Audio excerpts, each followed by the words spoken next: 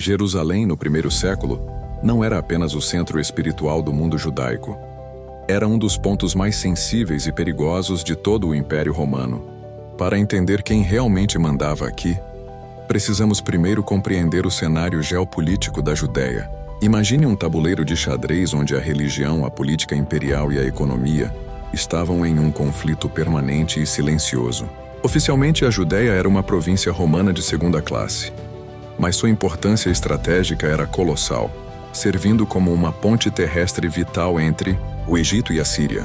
No topo desta pirâmide de poder, a milhares de quilômetros de distância, estava a figura mística e absoluta do imperador romano. Mas no chão de pedra de Jerusalém, o poder era fragmentado. A cidade vivia sob uma ocupação militar que tentava, a todo custo, equilibrar a ordem romana com as tradições ancestrais de um povo que não aceitava deuses estrangeiros. A geopolítica da época era definida por uma convivência forçada. De um lado, a Pax Romana, mantida pelo fio da espada. Do outro, a esperança messiânica de um povo que aguardava a libertação. Jerusalém era o coração de uma província rebelde. O Império Romano sabia que governar a Judéia era diferente de governar a Gália ou a Espanha. Aqui o povo não adorava o imperador como um deus, e qualquer tentativa de introduzir estátuas pagãs no templo resultava em revoltas sangrentas. Por isso, Roma adotou uma estratégia de poder indireto. Eles permitiam que as elites locais cuidassem das questões religiosas e civis menores, enquanto reservavam para si o controle das armas, das estradas e, principalmente, dos impostos. O clima em Jerusalém era de uma panela de pressão. A cidade era cercada por montanhas, mas vigiada por fortalezas. A geografia política mostrava uma divisão clara. A cidade alta, onde viviam os ricos e a aristocracia ligada ao poder, e a cidade baixa, onde a massa populacional sofria com a carga tributária e a presença constante de soldados. Cada festival religioso, como a Páscoa, transformava a geopolítica local. A população da cidade saltava de dezenas de milhares para centenas de milhares em poucos dias. Para Roma, isso era um pesadelo logístico e de segurança.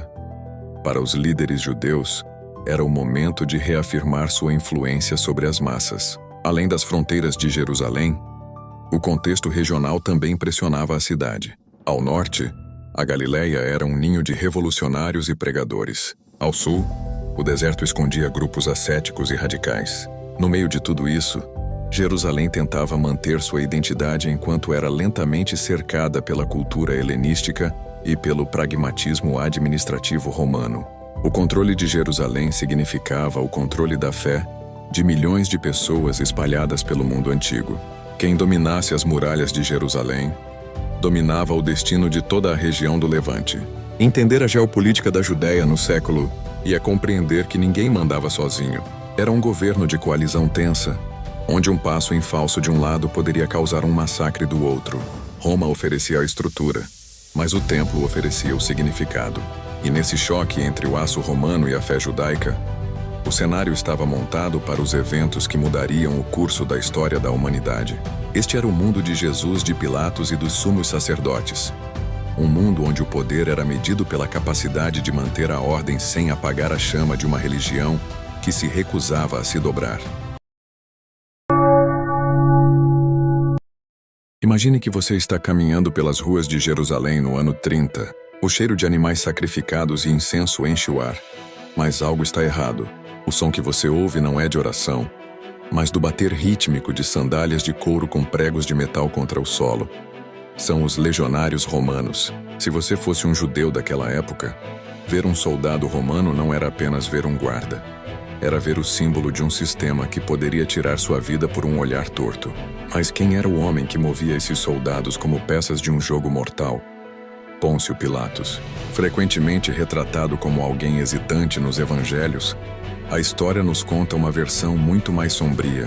Pilatos era um oficial de elite, pragmático e por vezes cruel. Ele governava de um palácio luxuoso em Cesareia. Mas quando chegava a Jerusalém, ele se instalava na Fortaleza Antônia. E aqui está o detalhe que a maioria das pessoas esquece. A Fortaleza Antônia ficava literalmente de camarote para o templo. Imagine a fúria dos fiéis judeus ao saberem que, enquanto rezavam, Soldados pagãos os vigiavam do alto, rindo e apostando dados. Roma não queria sua alma, ela queria seu denário. O poder romano era sentido no bolso. Cada vez que um camponês galileu passava por um posto de cobrança, ele encarava o rosto do imperador em uma moeda. Uma imagem considerada idólatra e ofensiva. Esse era o punho de ferro. Um controle econômico tão apertado que gerava um ódio silencioso nas tabernas e mercados. Pilatos sabia disso. Ele sabia que Jerusalém era um barril de pólvora, e sua resposta para qualquer faísca era a cruz. A crucificação não era apenas uma execução, era um outdoor de propaganda romana que dizia: desafie-nos e este será você. Mas Pilatos não governava sozinho, ele precisava de aliados internos. Pessoas que conhecessem os segredos dos becos de Jerusalém. E é aqui que a história fica realmente interessante, porque o maior aliado do opressor romano não era um soldado, mas sim o homem mais sagrado da cidade. Quem seria capaz de trair seu próprio povo para manter o status quo? Descobriremos a resposta ao entrarmos agora nos salões luxuosos do templo, onde os saduceus escondiam suas verdadeiras intenções. Se Pilatos representava o punho de ferro de Roma, quem então representava a mão de veludo que acalmava a população, mantendo um frágil status quo? A resposta nos leva para dentro das muralhas sagradas do Templo de Jerusalém, o coração pulsante da vida judaica.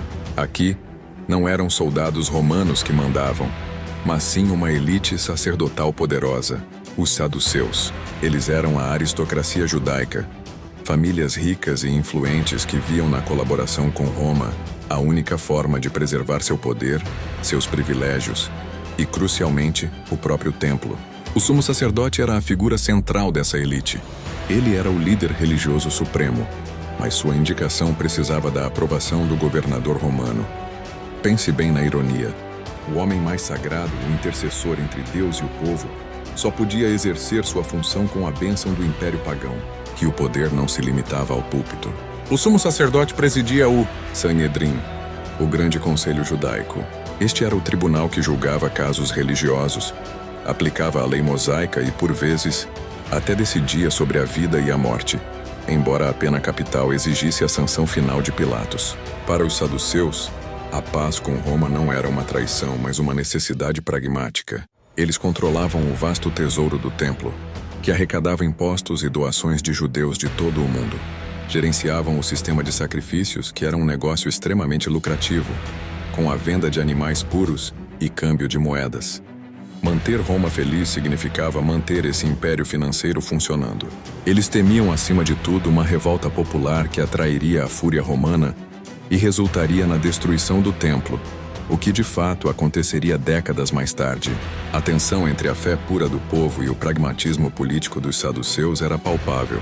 Enquanto os romanos podiam ser vistos como inimigos externos, os saduceus eram vistos por muitos judeus como inimigos internos, colaboradores que haviam trocado a liberdade pela segurança e o sagrado pelo material. Suas doutrinas, que não acreditavam na ressurreição dos mortos ou na vida após a morte, os distanciavam ainda mais do povo comum e dos fariseus, que eram mais populares. Era esse o delicado balé do poder em Jerusalém. Pilatos fornecendo a força bruta e o sumo sacerdote fornecendo a legitimação interna, convencendo o povo a não se revoltar em nome da religião. Mas nem todos estavam dispostos a aceitar essa farsa. Havia aqueles que viam essa colaboração como uma afronta a Deus. E esses grupos, nas sombras da cidade, começavam a sussurrar sobre um levante. E um desses grupos, em particular, era a verdadeira voz do povo. Um poder que nem Roma nem os saduceus podiam calar. Quem eram eles e o que estavam tramando? Isso nos leva ao próximo capítulo dessa intrincada disputa de poder. Se você acha que a política de Jerusalém já era complicada com Pilatos e os sacerdotes, prepare-se para conhecer o terceiro vértice desse triângulo de poder: a família Herodiana.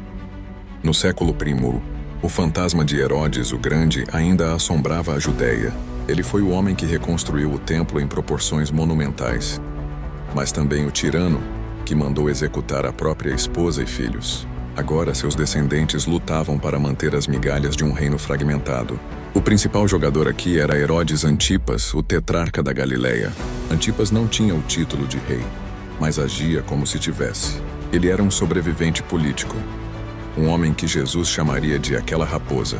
Imagine a mente de um governante que precisava agradar ao imperador em Roma, enquanto tentava não ser linchado por seus súditos judeus, que o viam como um meio-judeu impuro e um fantoche estrangeiro.